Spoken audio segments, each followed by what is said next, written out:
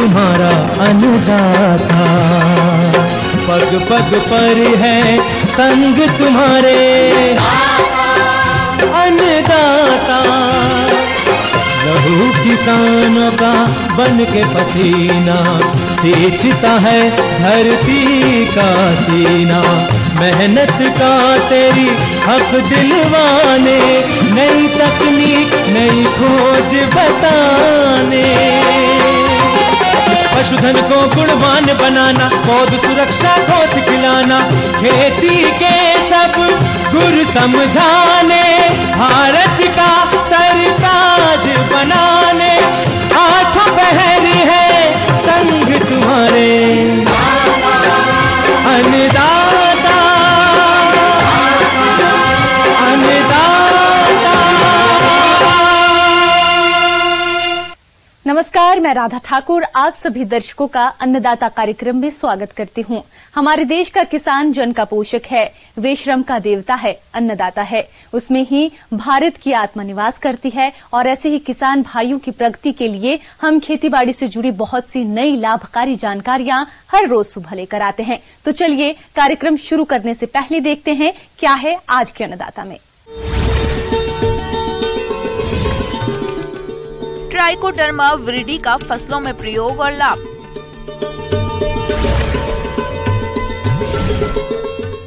मछली बीज उत्पादन रोजगार का एक अच्छा जरिया।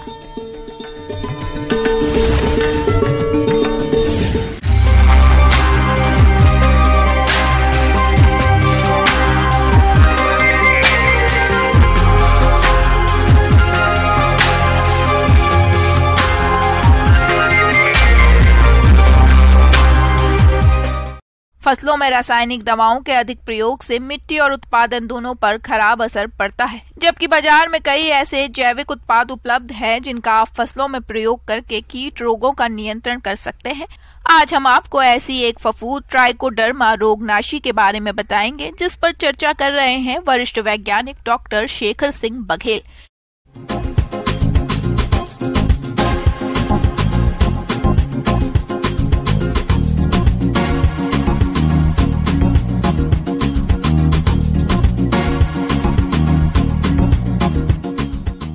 किसान भाइयों, हम अगर दलहनी फसलों की बात करते हैं तो हमारे किसान भाई दलहनी फसलों में विभिन्न प्रकार की दलहनी फसलों का बहुतायत में खेती करते हैं और इसमें सबसे ज़्यादा समस्याएं आती हैं दलहनी फसलों में, जो है उसमें उग्रा की समस्या, फफूंद जनित बीमारियों की समस्या।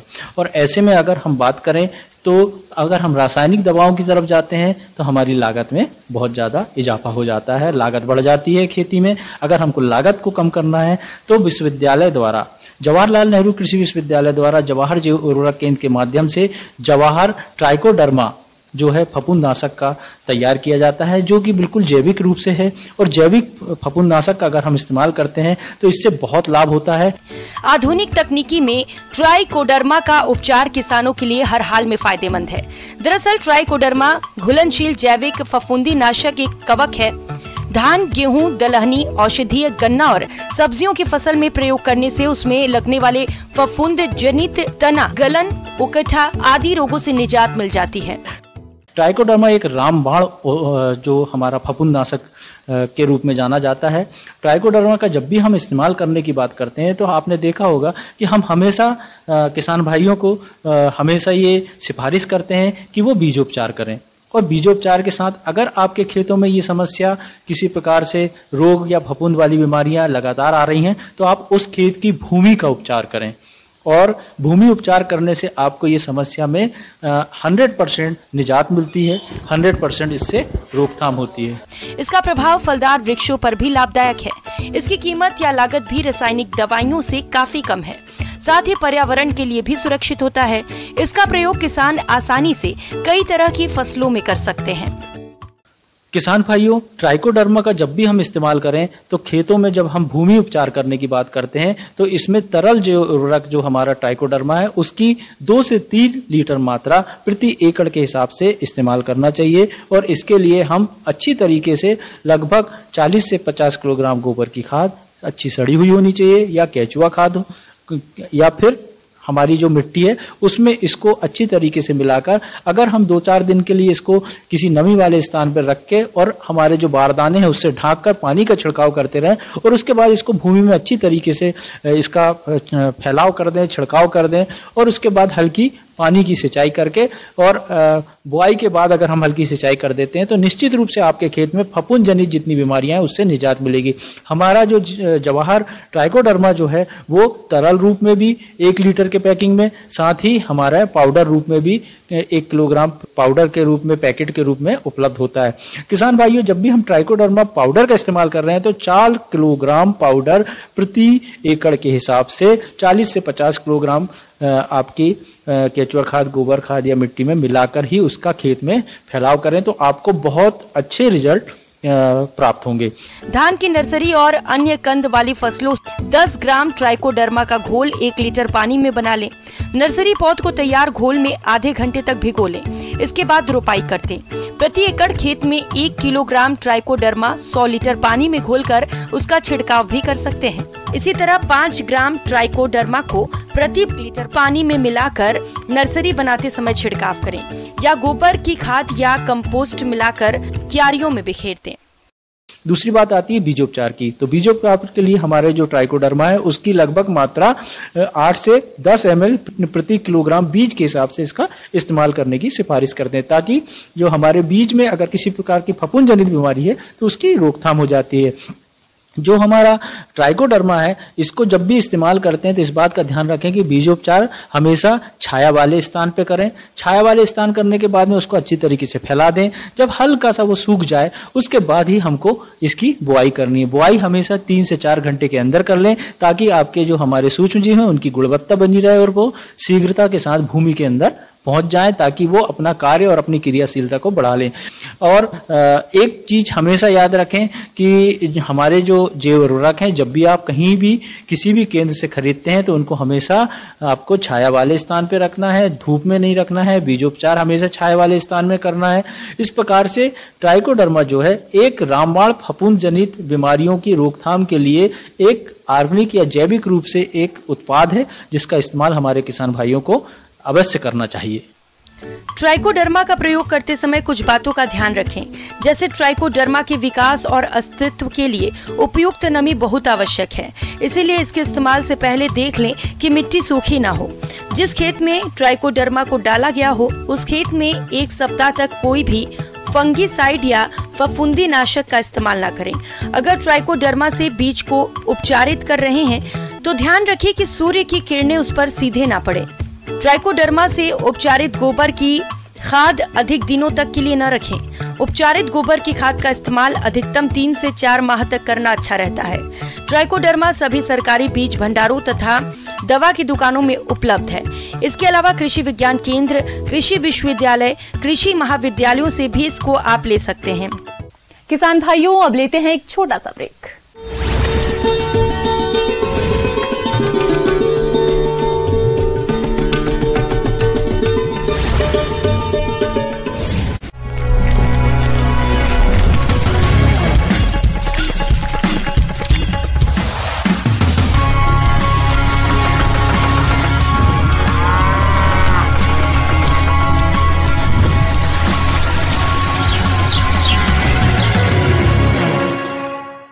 ब्रेक के बाद आप सभी दर्शकों का अन्नदाता कार्यक्रम में स्वागत है।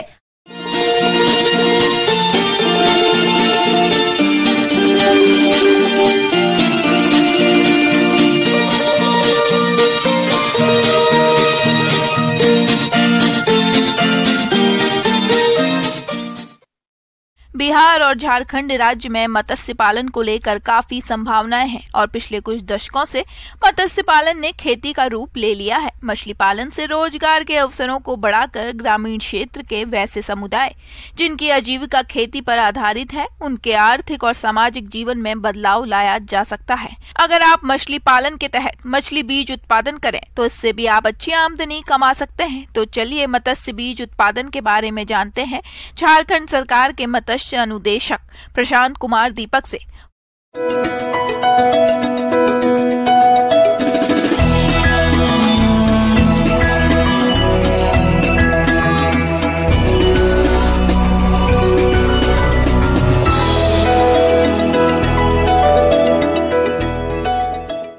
मत्स्य बीज उत्पादन का जो कार्य है ये एक मौसमी कार्य है। बारिश का मौसम प्रारंभ हो चुका है और अब किसान भाई अपने अपने तालाबों में जहां उन पानी का संचयन हो चुका है वे अपने बीज उत्पादन की तैयारी में लगे हुए हैं। इस हैचरी अधिष्ठापन के लिए, कार्प हैचरी अधिष्ठापन के लिए कम से कम 1 एकड़ या 1.5 एकड़ की ज़मीन की ज़रूरत पड़ती है, जिसमें 2 संचयन तालाब होने चाहिए और 2 बीज उत्पादन हेतु नर्सरी तालाब की आवश्यकता होती है। इसमें जो आप देख रहे हैं पीछे, इसमें एक ब्रीडिंग पूल होता है और 2 हैचिंग पूल होता है। ब्रीडिंग पूल में हम मछलियों को इंजेक्ट करके हम उसमें नर और मादा को छोड़ देते हैं। नर और मादा को सिंथेटिक हार्मोन के द्वारा उस प्रेरित प्रजनन की विधि द्वारा उनसे हम अंडे को निकालते हैं। उत्तम बीज की बढ़ती हुई मांग की पूर्ति हेतु देश के मत्स्य वैज्ञानिकों ने उत्प्रेरित प्रजनन विधि द्वारा शुद्ध बीज प्राप्त करने के कृत्रिम साधन का आविष्कार किया, जिसे अपनाकर आप अच्छा लाभ कमा सकते हैं। वर्षा ऋतु के आगमन पर करपा मछलियां परिपक्वावस्था प्राप्त कर लेती हैं। प्रजनन की सफलता के लिए नर और मादा मछलियों को नवंबर या दिसंबर से ही प्रजनन तालाबों में पृथक पृथक रखा जाना चाहिए। प्रजनन के लिए वर्षा काल में तालाब में जाल चलाकर 2 से 4 किलो की परिपक्व मछलियां निकाल ली जाती हैं। नर मछली का पेक्टोरल फिन परिपक्वता प्राप्त करने पर भीतर की ओर खुरदुरा हो जाता है और मादा में चिकना हो जाता है। पहचान करने के उपरांत हम मछलियों को कंडीशनिंग हेतु 2 से 3 घंटे तक हम बहते हुए पानी में रखते हैं, ताकि उसके जो पेट में से जितने भी खाद्य पदार्थ हैं, उसके जो एक्सक्रीटा है, मल मूत्र सब निकल जाए, पेट खाली हो जाए। और फिर जो है संध्या वेला में हम इसको प्रजनन काम जो है वो प्रारंभ करते हैं। बहुत सारे सिंथेटिक हार्मोन्स जो है बाज़ार में उपलब्ध हैं, जैसे गोनोप्रो हो गया, ओवाटाइड हो गया, ओवा प्रीम हो गया, ओवा एफएच हो गया, स्पॉन प्रो हो गया। बहुत सारी ऐसी जो सिंथेटिक हार्मोन्स जो हैं, जो दवाएं हैं, जो स्पॉन बनाने के लिए जो काम में आती है, वो मार्केट में अवेलेबल है। किसान बंधु किसी भी एक दवा का इसमें से उपयोग कर सकते हैं। सामान्यतः भारतीय मेजर कार्प मछलियों में मादा मछली को 2 सुइयां और नर को 1 सुई देने के बाद सफलता मिल जाती है। मादा को पहली सुई 2 से 3 मिलीग्राम प्रति किलो शरीर भार के अनुसार देकर उसके 4 से 6 घंटे बाद दूसरी सुई 6 से 8 मिलीग्राम के हिसाब से दी जाती है। मादा को दूसरी सुई लगाते समय नर मछलियों को भी 2 से 3 मिलीग्राम प्रति किलो शरीर भार के अनुसार सुई देकर प्रजनन के लिए प्रेरित किया जाता है। सुई लगाने के बाद एक मादा के साथ 2 नर कपड़े या नायलॉन के प्रजनन हापा में छोड़ दिए जाते हैं और हापा का ढक्कन बंद कर दिया जाता है। सभी सेटों के लिए हापे लगभग आधा मीटर पानी में डूबे रहने चाहिए। जब अंडे ये पानी में निकलते हैं तो वो फूलकर साबूदाने के जैसे गोल हो जाते हैं और फिर इन अंडों को हम लोग छान कर अलग कर लेते हैं और फिर इसे हैचिंग पूल में डाल देते हैं। हैचिंग पूल में करीब ये 72 घंटे तक ये इसमें रखा जाता है और इसमें पानी का, ऑक्सीजन का प्रभाव हमेशा सतत बना रहे, इसका ध्यान रखा जाता है। 72 घंटे के बाद ये जो स्पॉन है, वो जिसको जीरा भी बोलते हैं, वो किसान बंधु यहाँ ले जा सकते हैं और अपने तालाबों में संचयन कर सकते हैं। इसके लिए जो स्पॉन जो तालाबों में, नर्सरी तालाबों में जो संचयन किया जाता है, वो बहुत ही अच्छी विधि से तैयार किया हुआ नर्सरी तालाब में उसको संचयन करना पड़ता है। 3 दिन के उपरांत जो है इन्हें प्रति लाख 500 ग्राम की दर से सरसों खल्ली या बादाम खल्ली बहुत ही बेहतर होता है। बादाम खल्ली के साथ धान का कोढ़ा, ये दोनों को फुला लिया जाता है। फुलाने के उपरांत इसे घोल बनाकर तालाबों में हम छिड़काव करते हैं। तो इस तरह से ये प्रक्रिया जो है करीब 25 से 28 दिन, 1 महीने तक चलती है और 1 महीने पर जो है वो स्पॉन जो है बड़े होकर वो फ्राई के रूप में तैयार हो जाते हैं। 1 महीने के बाद किसान बंधु उसमें से वो बीज तैयार होने के उपरांत अपना बिक्री कर सकते हैं या फिर अन्य तालाबों में उसका संचयन कर सकते हैं। यही जो है मुख्य काम है मत्स्य बीज उत्पादन का, जो किसान बंधु इसे अपना सकते हैं। अगर कोई किसान बंधु अगर हैचरी संचालन करना चाहता है और स्पॉन उत्पादन करके अपने रोजगार को अपनाना चाहते हैं, तो वैसे किसान बंधु के लिए हमारे पास मत्स्य विभाग के द्वारा कई योजनाएं संचालित हैं, जिसमें से ST SC और महिला के लिए 60% अनुदान है और अन्य सभी कोटि के लाभुकों के लिए 40% का अनुदान है। जो किसान बंधु जिनके पास ज़्यादा जगह नहीं है, पर्याप्त जगह नहीं है, अपने तालाब के मेड़ पर छोटे छोटे हैचरी बनाकर उसका स्पॉन का उत्पादन कर सकते हैं और अपने लोकली स्थानीय स्तर पर जो है स्पॉन का संचयन कर मत्स्य बीज उत्पादन प्राप्त कर सकते हैं। यही पूरा प्रक्रिया है और विशेष जानकारी हो इसके लिए प्रशिक्षण भी दिया जाता है।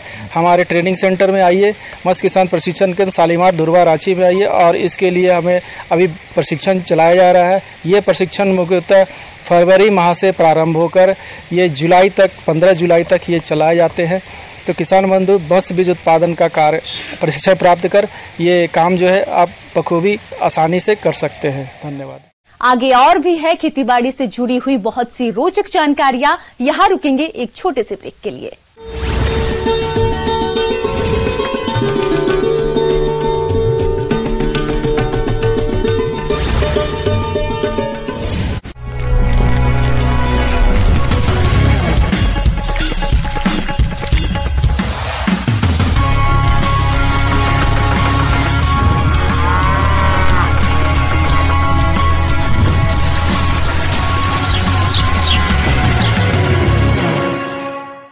ब्रेक के बाद एक बार फिर से आप सभी दर्शकों का अन्नदाता कार्यक्रम में स्वागत है।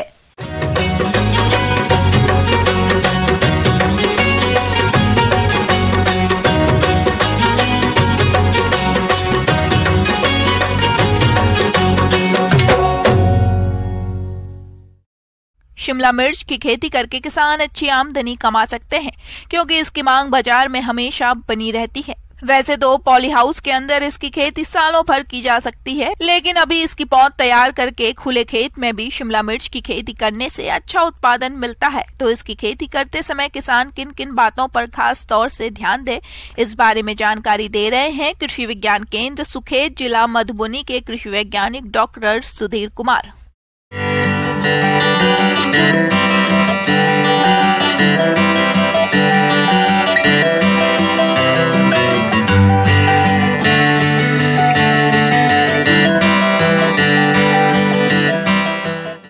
किसान भाई नमस्कार। किसान भाई, आप नॉर्थ बिहार या उत्तर प्रदेश का नॉर्थ एरिया में भी शिमला मिर्च की खेती कर सकते हैं। वैसे तो शिमला मिर्च की खेती हिमाचल प्रदेश के कई डिस्ट्रिक्ट में अलग अलग जगह पर खेती होती है और बढ़िया उस खेती होती है, वहाँ का मौसम भी बढ़िया है। शिमला मिर्च की खेती किसानों के लिए काफी लाभकारी साबित हो रही है। वैसे तो इसकी खेती खुले खेतों में की जा सकती है, लेकिन पॉली हाउस और नेट हाउस में इसकी खेती करने से अच्छी पैदावार मिलती है। इसमें मुख्य रूप से विटामिन ए और सी की मात्रा अधिक होती है। और इसकी खेती करने के लिए किसान भाई आप बलुई दोमट मिट्टी जिसमें जीवाश्म की मात्रा 5.8 से 6.8 हो, ये उत्तम होता है। और इसी तरह का भूमि का चयन करके आप इसकी खेती कर सकते। पहली जुताई जब करते हैं तो उसमें कंपोस्ट की मात्रा का प्रयोग करें और अंतिम जुताई के समय भी किसान भाई जैविक खाद का इसमें प्रयोग ज़्यादा ही करें। तो जैविक खाद का प्रयोग करें, सरी खाद 200 से 250 कुंटल प्रति हेक्टेयर के हिसाब से, और उसमें नाइट्रोजन की प्रयोग के लिए PSB एजेटोबैक्टर का ही प्रयोग करें। तो इससे क्या होता है कि आपका शिमला मिर्च की जो उत्पादन और क्वालिटी में निखार होता है, तो इसका ही प्रयोग करें। तो नाइट्रोजन की 1/4 भाग और फास्फोरस और पोटास की पूरी मात्रा, पोटास का फास्फोरस वो पूरी मात्रा खेत में अंतिम जुताई के समय आप खेत में बराबर मात्रा में डाल के पूरा खेत में और अंतिम जुताई कर दें। पॉली हाउस में अच्छी तरह से क्यारियों को तैयार करते हैं और क्यारियों की तैयारी के समय गोबर की खाद और वार्मिक पोस्ट का प्रयोग करते हैं। इन क्यारियों को उठी बनाना चाहिए, साथ ही इन पर ड्रिप बिछाकर पौधों की रोपाई 45 सेंटीमीटर की दूरी पर करना चाहिए। मल्चिंग लगाकर शिमला मिर्च की खेती करने पर और अधिक पैदावार मिलती है, साथ ही ये खरपतवार नियंत्रण में सहायक भी रहती है। प्रभेद का इजाद हुआ है, उसके हिसाब से शिमला मिर्च की खेती हमारे किसान भाई जनरल मैदानी क्षेत्र में भी कर रहे हैं। तो मैदानी क्षेत्र के लिए किसान भाई आप प्रभेद का चयन कर लें, अर्का मोहनी, अर्का बसंत, कैलिफोर्निया वांडर, येलो वांडर और पूसा दीप्ति, ग्रीन गोल्ड करके है, भारत इंदिरा, ऐसे करके कई प्रभेद है जिसका आप चयन करके आप शिमला मिर्च की खेती कर सकते हैं। और खास करके शिमला मिर्च का सालों भर डिमांड होता है किसान भाई, इसको बेल पेपर या स्वीट पेपर भी कहते हैं। और ये मिर्च जो शिमला मिर्च है ये खास करके आप देखेंगे इसमें तीखापन नहीं होता है, इसीलिए इसका प्रयोग सब्जी और सलाद और फास्ट फूड में खास करके 100% इसका प्रयोग होता है। और इसकी खेती के लिए किसान भाई खास करके अगस्त से सितंबर और फरवरी से मार्च तक आप इसकी खेती कर सकते हैं। और इसके लिए सीड जो है किसान भाई 500 ग्राम जो कंपोजिट जो होता है वो सीड का प्रयोग प्रति हेक्टेयर, अगर हाइब्रिड संकर सीड का प्रयोग करते हैं तो 250 से 300 ग्राम प्रति हेक्टेयर की दर से कर सकते हैं। बुआई के लिए खासकर पहले नर्सरी लगाई जाती है, तो नर्सरी के लिए किसान भाई आप पहले 35 से 40 दिन पहले की जो नर्सरी, जैसे आप बीज की बुआई कर देते हैं तो उससे 35 से 40 दिन के बाद आप उसका रोपनी के लायक हो जाता है, 3-4 पत्ती हो जाती है, उसके बाद आप खेत में इसको रोपनी के लिए तैयार कर सकते हैं। पौधा रोपण के पूर्व पौधों को फफूंदनाशक दवा से उपचारित करना चाहिए, जिसके बाद पौधों को उचित दूरी पर अच्छे से लगाना चाहिए। तो उसी खेत पर किसान भाई जब कंपोजिट जो जनरल वेराइटी होता है उसका अगर रोपनी करते हैं तो कतार से कतार 45 सेंटीमीटर और उसी 45 कतार में 45 सेंटीमीटर के दूरी पर पौधे का रोपनी करें। जब हाइब्रिड सीड के प्रयोग करते हैं, हाइब्रिड प्रभेद का प्रयोग करते हैं रोपनी के लिए पौधे का सीडलिंग का, तो उसको कतार से कतार 60 सेंटीमीटर रखें और उसी कतार में 45 सेंटीमीटर के दूरी पर इसका रोपनी कर दें। तो इस तरह से आप शिमला मिर्च की खेती कर सकते हैं। अगर शिमला मिर्च की खेती करते हैं तो लगभग 250 से जनरल जो वेराइटी है 250 से 300 कुंटल और हाइब्रिड 450 से 500 कुंटल उत्पादन मिलता है।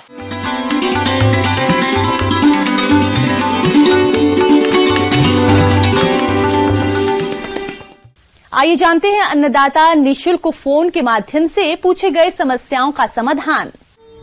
आज की अन्नदाता हेल्पलाइन में हमने जिस प्रश्न को शामिल किया है उसे पूछा है गांव रातौली, जिला मधुबनी के विमलेश कुमार ने। आपने गेंदा की फसल में किए जाने वाले जरूरी कार्यों पर जानकारी चाहिए है, तो इसके लिए देखिए कार्यक्रम का यह अंश।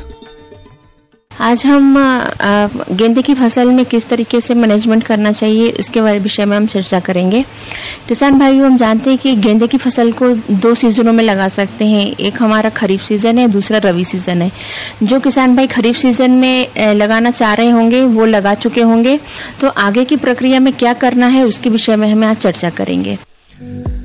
वैज्ञानिकों के मुताबिक गेंदे की बुआई साल में 3 बार की जा सकती है। खरीफ सीजन में गेंदे की रोपाई आमतौर पर जून जुलाई में करते हैं, लेकिन जहां पानी की उपलब्धता है वे किसान अगस्त तक भी कर सकते हैं। अक्टूबर से फरवरी तक फूलने का समय आ जाता है, यानी नवरात्र और दीपावली पर फूलों की आवक शुरू हो जाती है।